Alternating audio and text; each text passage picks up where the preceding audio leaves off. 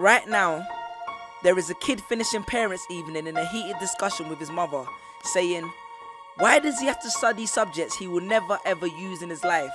And she will look at him blank-eyed, stifle a sigh, think for a second, and then lie. She'll say something along the lines of, you know, to get a good job you need a good degree, and these subjects will help you get a good degree. We never had this opportunity when I was younger. And he will reply, but you were young a long time ago, weren't you, Mum? And she won't respond, although what he implies makes perfect sense, that society's needs would have changed since she was 16. But she will ignore him, grip his hand more sternly, then drag him to the car. But what she doesn't know is that she didn't ignore him just to shut him up. She didn't lie because they were just returning from parents' evening and an argument in the hallway would look bad on her resume. She won't lie because she's just spent the last 1 hour convincing a stern-faced teacher that she will ensure that her child studies more at home.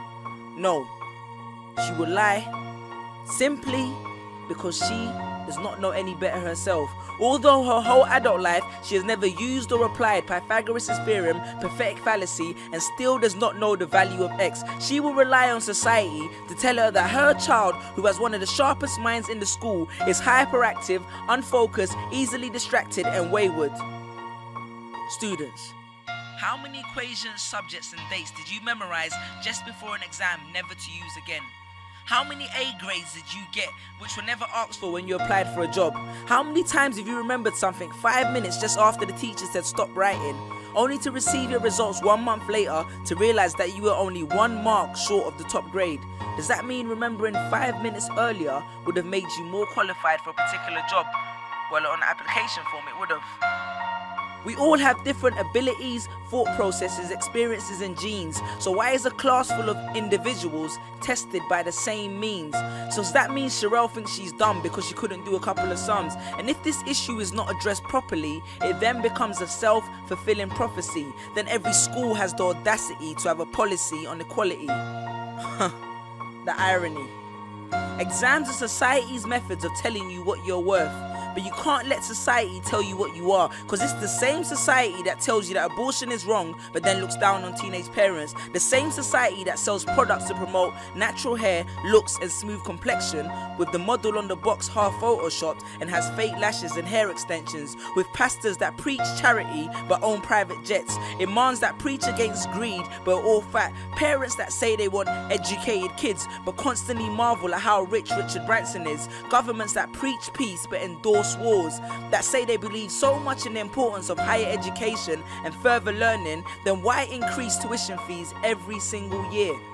I believe Miss Jefferson when she took me into the office and said that my exams would be imperative to my success, because we was taught to always follow when Miss Jefferson led. But then I took Jefferson out of the equation and learned to think for myself. I realized we was taught to always follow when Miss led.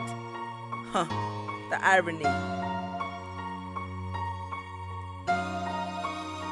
Test us with tests, but the finals are never final, because they never prepare us for the biggest test, which is survival.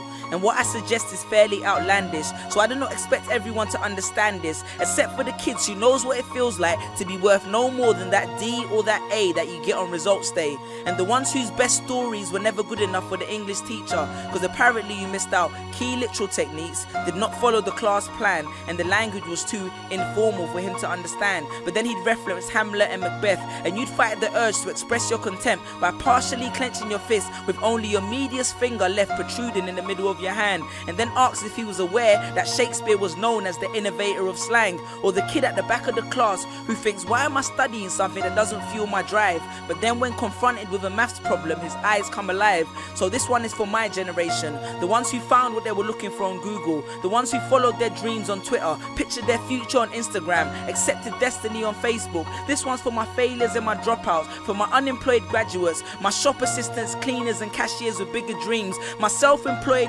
entrepreneurs, my world changers and my dream chasers, because the purpose of why I hate school but love education was not to initiate a worldwide debate, but to let them know that whether 72 or 88, 44 or 68, we will not let exam results decide our fate. Peace.